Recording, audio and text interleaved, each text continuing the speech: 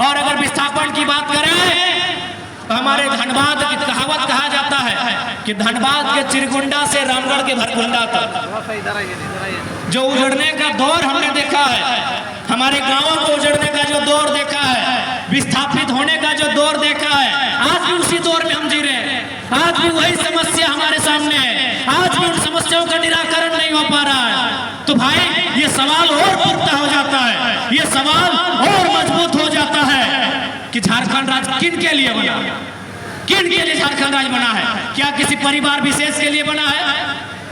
बताइए, क्या किसी परिवार विशेष के लिए राज्य बना है? और या इस राज्य के तमाम 3.25 करोड़ 3.5 करोड़ के अनुमानित जो जनसंख्या है उसके लिए राज्य बना है? आज ये सवाल खड़ा है। और आज जितने लोग यहाँ आए हैं, मैं आपको स्पष्ट कहना चाहूंगा, आप अपने दिल में हाथ रख के कहिएगा कि यदि झारखंड राज्य अलग करने का उद्देश्य पूरा हो चुका है तो हम लोग चुनाव में नहीं आएंगे,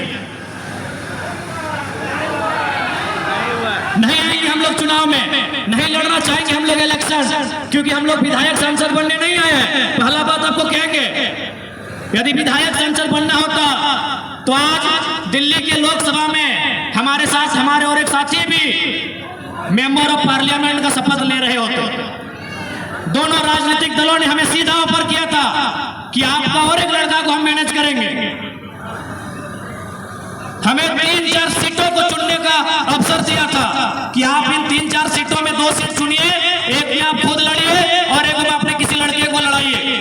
और पढ़े लिखे नौजवान हैं हमारे पार्टी में, जितने भी चुनाव लड़े, चाहे देवेंद्र जी रहे चाहे संजय जी रहे, सब पढ़े लिखे नौजवान हैं। अगर हम लोग केवल 2 दिन का समय लेते और एक बार फीडबैक लेते, हम लोग तीसरा दिन बोल देते कि किस पार्टी के साथ जाने से हम लोग एमपी का चुनाव जीत जाएंगे। और आपसे भी छुपा नहीं है, आज 5 सीटें को किन के पास गई और 9 सीटें किन के पास आई, आपसे छुपा नहीं है। दोनों पार्टियों का सीधा ऑफर था,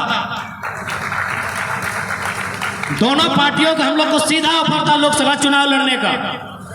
लेकिन हमारा मकसद एमपी बनना नहीं है, एमएलए बनना नहीं है, हम लोग इस व्यवस्था को बदलने आए हैं। इसीलिए हमने पहला सवाल यही किया है आपसे कि यदि झारखंड अलग राज्य करने का उद्देश्य पूरा हो चुका है, जिस उद्देश्य के साथ झारखंड राज्य का गठन किया गया था, यदि वह उद्देश्य पूरा हो चुका है तो हम लोग वोटिंग में नहीं आएंगे, हम लोग चुनाव में नहीं आएंगे।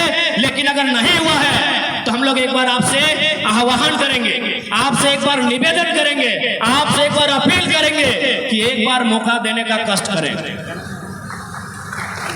एक बार हमें मौका देने का कष्ट करें। यदि झारखंड अलग होने का उद्देश्य पूरा नहीं हुआ है तो एक बार इस नौजवान पीढ़ी को मौका दें। और देखिए, ये कहीं ना कहीं ये समय की मांग है, कहीं ना कहीं ये नियति की मांग है। नहीं तो 2 साल पहले हमें कोई जानता नहीं था। बड़का गांव तो पता नहीं, हम लोग सपने में भी नहीं सोचे थे कि बड़का गांव हम लोग जाएंगे, कभी रामगढ़ हम लोग जाएंगे। अगर रामगढ़ कभी जाना भी होता था तो हम लोग रांची जाते थे तो गोला होकर पार हो जाते थे। कभी ये नहीं सोचा था कि हम लोग को कभी उतना दूर में कोई रिश्ता नाता या कुटुंब घर भी जोड़ाएगा कि हम लोग वहां कभी एक चाय एक गिलास पानी पीने के लिए जाएंगे। लेकिन आज 2 साल पहले हमें कोई नहीं जानता था, लेकिन आज 2 साल बाद ऐसा दौर आया है। मैं नौजवानों के बारे में नहीं कहूंगा, मैं 90 साल 95 साल के बुजुर्गों की बात करता हूं, खासकर विस्थापित क्षेत्रों में। जब तक वो 12 बजे रात रहे चाहे 1 बजे, अगर हम लोग एक वीडियो नहीं देखेंगे तो उनको नींद नहीं आता। यानी उनके लिए डॉक्टर की दवाई के साथ साथ हम लोग का क्या काम कर रहे हैं, हम लोग कहाँ हैं, ये हम अपनी तारीफ नहीं कर रहे हैं। ये जो फीडबैक मिला है मैं उस बात को कह रहा हूँ। आज 90-95 साल के बुजुर्ग अपने घर में एंड्रॉयड मोबाइल खरीदवाए हैं, जिनको बटन वाला मोबाइल चलाने नहीं आता है, बस केवल हम लोग का स्पीच सुनने के लिए। तो ये दौर क्यों आया, आखिर ये दौर क्यों आया? 29-30 साल के नौजवान संसद का चुनाव लड़ते हैं, 1 लाख 1.5 लाख 3 लाख वोट लेके आते हैं, 1 रुपया बूथ खर्चा नहीं देते हैं। ये दौर क्यों आया? ये दौर इसीलिए आया क्योंकि जिन्होंने झारखंड में अब तक सत्ता को संभाला है केवल अपने परिवार की प्रॉपर्टी को देखने का काम किया, इसीलिए आज ये दौर आया। ये समय की मांग है। ये हम लोग अगर राजनीति करने आए होते हैं, आराम से हमें अभी भी 7 सीटों का ऑफर है, विधानसभा में भी 7 सीटों के ऊपर है, दर्जनों बार फोन आ चुका है। आराम से हम लोग 7 को बढ़िया बढ़िया लड़का को ले लेंगे और खुद जाएंगे किसी के पाले में। आज हम लोग नियति की मांग को लेकर आए हैं, इस राज्य के हालात को बदलने आए हैं, इस राज्य की तस्वीर को बदलने आए हैं। और हम ये भी नहीं कहेंगे कि हम लोग कोई जादू की छड़ी लेकर आए हैं कि यूं घुमा देंगे और बदल जाएगा, लेकिन हाँ, प्रयास करने आए हैं और प्रयास अंतिम सांस तक करेंगे, ये वचन देने आए हैं।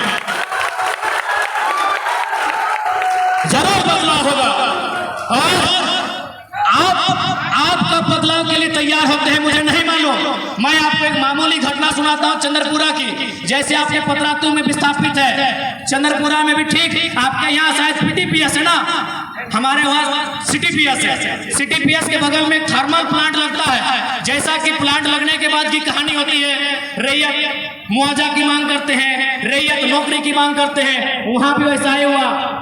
फिर पुलिस बीच में आती है, कंपनी के दबाव में केस होता है, जैसा हर जगह पूरे झारखंड में रैयतों के साथ। लेकिन केस करने के बाद मैनेजर ने क्या बोला मालूम है? केस करने के बाद मैनेजर ने कहा कि वोटिंग के दिन का इंतजार कीजिए, 4 तारीख का इंतजार कीजिए, 4 तारीख में अभी 5 दिन का समय है। यदि जयराम महतो गिरिडीह लोकसभा जीत के चले आएंगे तो केस को वापस कर लीजिएगा। बहुत पागल लड़का है, पता नहीं क्या करेगा। आप उन्हें किस लड़कों से आके पूछ लीजिए। 4 तारीख जैसे चुनाव हम हारते हैं, 5 तारीख को वो केस टेनो घाट ट्रांसफर किया जाता है। टेनो घाट उनका कोर्ट कचहरी पड़ता है।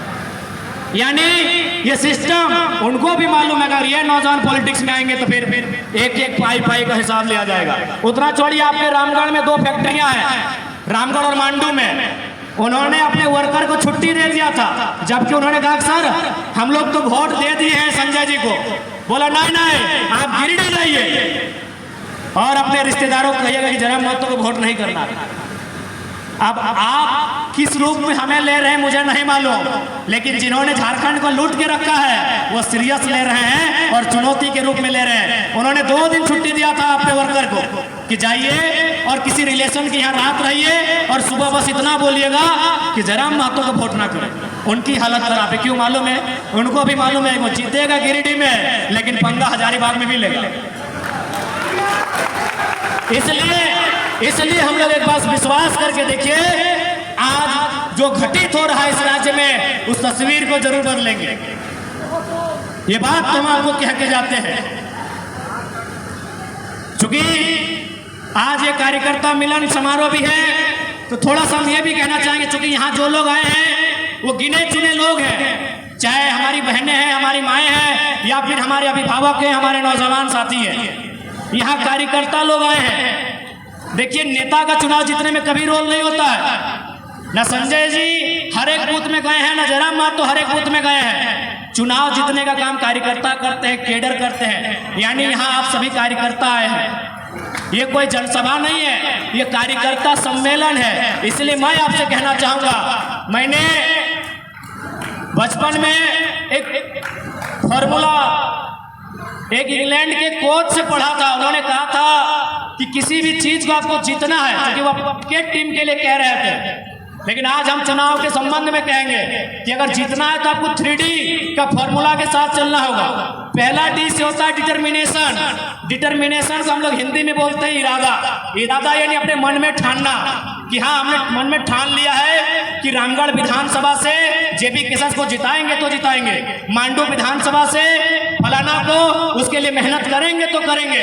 ये होता है डिटर्मिनेशन, यानी इरादा जो हम मन में ठानते हैं। दूसरा D से होता है डेडिकेशन। डेडिकेशन का मतलब होता है समर्पण। समर्पण का मतलब होता है कि आज बारिश हो रही है लेकिन लोग इंतजार कर रहे हैं, आप फिर भी भीगते भीगते या फिर बारिश की चुनौती को स्वीकार करते करते कार्यक्रम में जाते हैं। इसको समर्पण कहते हैं, डेडिकेशन कहते हैं। और आप जब इस कमरे में बैठे हैं ना, यहाँ डिटर्मिनेशन भी दिख रहा है कि आप संकल्प लेके आए हैं कि जब तक जयराम बाबू अपना भाषण खत्म नहीं करेंगे हम लोग घर नहीं जाएंगे। आप डेडिकेशन में भी बैठे हैं, आपकी और एक भी पंखा नहीं है, आप पंखे को घुमा रहे हैं लेकिन फिर भी बैठे हैं, इसे डेडिकेशन कहते हैं। लेकिन एक चीज की कमी है जिसे लास्ट में डिसिप्लिन कहते हैं। डिटर्मिनेशन साफ साफ दिख रहा है, आगे भी दिख रहा है, पीछे भी दिख रहा है, बाहर बैठे उनमें भी दिख रहा है, डेडिकेशन भी दिख रहा है, थोड़ा डिसिप्लिन नहीं दिख रहा है। हो सकता है हम में भी नहीं दिख रहा हो।